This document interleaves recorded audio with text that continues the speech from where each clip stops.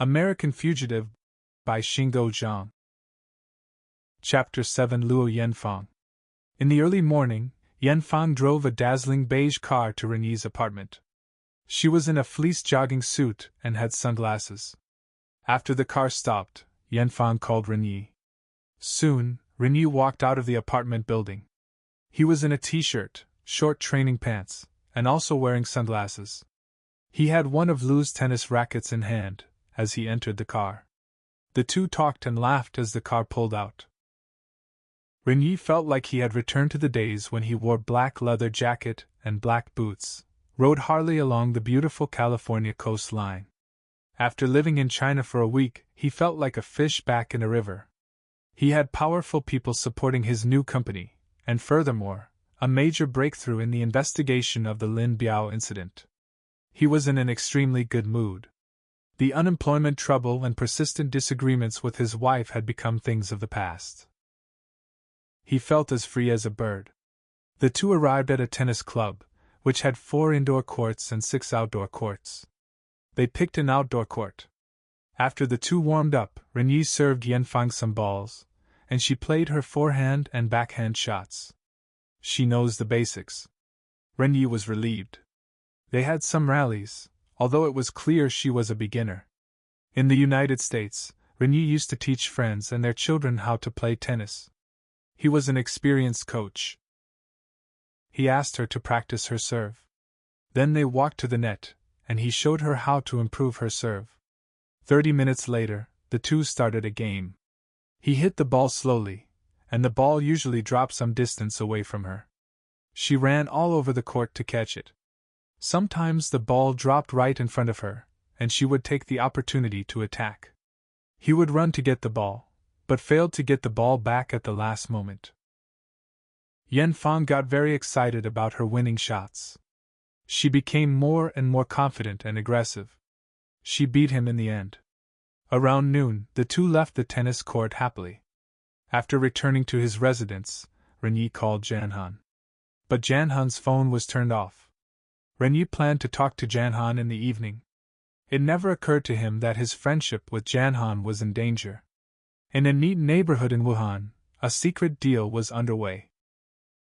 Jan-Han and Janyo stood in a bedroom of an upscale apartment. They were accompanied by a 30-something businessman in a suit and leather shoes. The bedroom had good furniture, and was decorated nicely. 2 semi-automatic pistols sat on a dresser. Jan-Han met the businessman through an acquaintance. To avoid trouble in the future, Jan-Han and Janyo had turned off their cell phones an hour earlier. Jan-Han had been trained on the use of pistols when he was a policeman. However, after leaving Huanggang, he never touched a gun. Holding a pistol in his hand again, he felt an inexplicable excitement. Janyo was always envious of Ren-Yee for owning rifles and pistols. He hoped that he could hold a pistol in his hand for a long time. As he held a pistol for the first time, he felt that he was not only holding a weapon but also a work of art. He pulled the trigger of the unloaded pistol again and again. It was hard for him to part with either handgun. Some say that with a gun in the hand, all men are equal, wealthy or poor, strong or weak, handsome or ugly. Jan-Han paid the businessman. He and Janyo bought 2 pistols, some bullets, and 2 bulletproof vests. After dark, Yan-Fang came to Ren-Yee's residence. She wore a tawny V-necked and short-sleeved knit dress over a dark tank top. A brown belt was tied around her waist. She looked elegant and young. When she appeared at the front door, Ren-Yee was surprised at her new beautiful look. He couldn't think of what to say for a moment. Finally, he said, "You look like a college student. Is that bad?" "No. It's very good." Ren-Yee had planned to visit Jan-Han. But he was also pleased to see Yan-Fang in her pretty dress. "I will see Lin Jan-Han later," he told himself. The two walked into the living room, and sat on a couch. Yan-Fang said, "Playing tennis with you, I felt like I was back in high school." "Really?" Ren-Yee said. "Relaxed and no pressure?" She smiled. "I was about to say the same thing." He also smiled. "I remember the time after the high school entrance exam. All my middle school classmates suddenly felt relaxed, and no barrier between boys and girls. Everyone had fun together. Yeah. The age of innocence, Ren-Yee said. Not like now. Yan-Fang sighed. No. There are the old above us, and the young below, Ren-Yee said. Your backhand swing needs some improvement. He stood up, picked up a tennis racket, and stood at the center of the living room. You played backhand like this. He imitated her backhand swing. She laughed. The correct way is to turn around, swing the racket backward, and then forward. She walked to the center of the room and practiced the swing. Her swing looked graceful, but had no power. Ren-Yee imitated her swing and said with a smile, "That is dancing, not playing tennis." Watching his exaggerated imitation, she bent over with laughter. She walked to the couch, sat down, and still could not stop laughing. He went to the couch, pulled her up, and pulled her to the center of the room. He began teaching her the backhand swing one movement at a time. Following his instruction, she turned her body sideways while swinging the racket backward. As she stood in the backswing position, he pulled her shoulder and pushed her thigh with his hand to correct her posture. Although he did it calmly, she felt a sensation inside. Yan-Fang calmed herself and focused herself on learning the swing movement. After practicing a few times, she got it. Ren-Yee asked, "Are you tired?" "I am thirsty. Let's have some fruit juice." He walked into the kitchen and took out a few apples and bananas from the refrigerator and put them next to a blender. She said, "That's great. I never had this kind of drink before. It's really fresh." He cut the fruits into chunks, put them into a blender, and added milk and ice. After it was done, he had 2 cups of juice, one for each. The two returned to the living room couch. Ren-Yee asked, "You said you have a daughter. Where does your daughter go to school?" "Her school is in Guanshan." "That's far.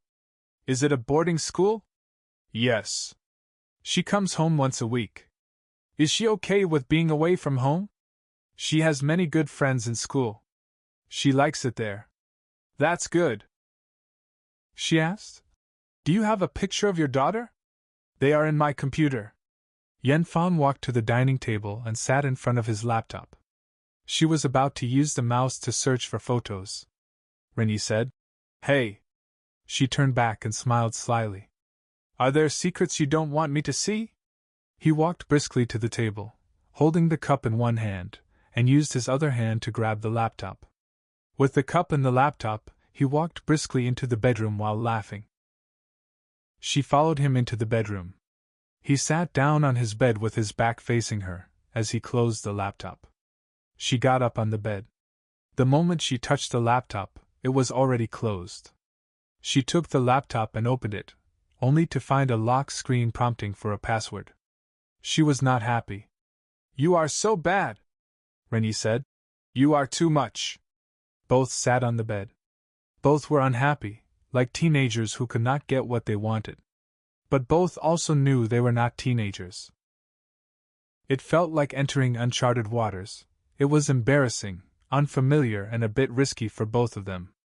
On a quiet dark street in Hankow, one of the 3 boroughs of Wuhan, a commercial van stopped by the curb slowly. On the sidewalk 50 meters away, the silhouettes of 2 men, one fat, one thin, walked toward the van. The 2 waved at the driver and entered the van. The driver turned on headlights, and the van pulled away. As the van entered an intersection, one could see it was blue. After passing the intersection, the van quickly turned into a moving black box. In Ren-Yee's bedroom, Yan-Fang smoothed her frizzy hair with both hands. "I just wanted to see what your family looked like. Is there anything wrong with that?" he said. "Okay. Give me the laptop." She gave him the laptop. She said, "You have a mild temper. You have a quick temper, don't you?" "I don't know." She moved to his right side. Before entering his password, Ren-Yee said, "Turn around. You can't peek." She moved behind him, sticking her head over his shoulder, and muttered, "I want to peek. You behave like my daughter." He put the laptop aside, grabbed her right arm with his right hand, and scratched her body with his left hand. She immediately straightened up and roared with laughter. She fell on his right side. He extended his two hands and continuously scratched her waist mercilessly. She giggled while curling up and pushing his hands away. But he did not stop. She rolled away and escaped. She extended her legs on the bed, exposing her legs and her pink panties. Ren-Yee got out of bed and walked around it. Yan-Fang looked at him nervously, not knowing what he was going to do. He stood beside her legs and looked at her with a smile. "What are you doing?" Her voice betrayed her worry. She pushed down her dress to cover her legs. When she was about to sit up, he suddenly grabbed her two calves. She immediately laughed. He held her two calves in both hands and began to rotate. Her body began to roll on the bed like a Chinese chow rolling on top of hot oil. She giggled while rolling, and stopped at the other edge of the bed. While she was lying on the bed gasping for air, he smiled and said, "You think I can't deal with you because you are naughty? Think again. You are bad. You are not kind and just," she complained, pouting. The bridge connecting Hankow and Hanyang was well lit at night. The blue van moved slowly on the bridge in heavy traffic. In the bedroom, Ren-Yee walked to the bed, picked up the laptop and started logging in. Yan-Fang got out of the bed and smoothed her dress. Ren-Yee remembered how intimate Yan-Fang and her husband were at the banquet the previous night. He asked, "Are you so naughty in front of your husband?" She lowered her head without answering. Her mood began to darken. "What's wrong? Having trouble with your husband?" "Ah, oui." She was embarrassed, and a little sad. He wanted to ask her what was going on. Fearing that would be inappropriate, he didn't inquire further. He knew that she needed to have some space to feel comfortable. Ren-Yee opened the photo album on his laptop and showed it to her. She immediately smiled. The laptop screen showed a family portrait of three. She began to browse the photos. In one portrait, Jin Yong-Shee looked plump, dignified, and wholesome. Yan-Fang said, "Your wife is very pretty." He walked into the dining area. She followed him. They sat down around the dining table. "My wife is the boss. I am her subordinate." "Really?" She put the laptop on the table. "I don't know where to begin," he said with a self-deprecating smile. A picture of his family outside a church appeared on the laptop screen. She asked, "Are you both Christians?" "She is." "I can only count one half," she said jokingly. "Showed up just to fill the pews?" He said in exaggerated, Shanghai-accented Mandarin. "He's received so many blessings from God, and yet still can't hear his call." "Yong-Shee said that about you?" He smiled and nodded. "While complaining on a phone to her mother." Yan-Fang said, "You are a good tennis coach." "Really?" He was overjoyed. "I am happy to hear one praise from you." At night, the Wuhan Yangtze River Bridge was like a glowing ribbon connecting the street networks on both sides of the river. The broad river surface was shrouded in darkness, except a ferry and a cargo ship which were like two moving dots. The traffic on the bridge was heavy. The blue van was caught in it, moving slowly toward Wuchang. Ren-Yee walked to the living room and sat on the couch. Yan-Fang walked over and sat next to him. The two chatted about their family backgrounds. She said her maternal grandfather owned lots of land a long time ago.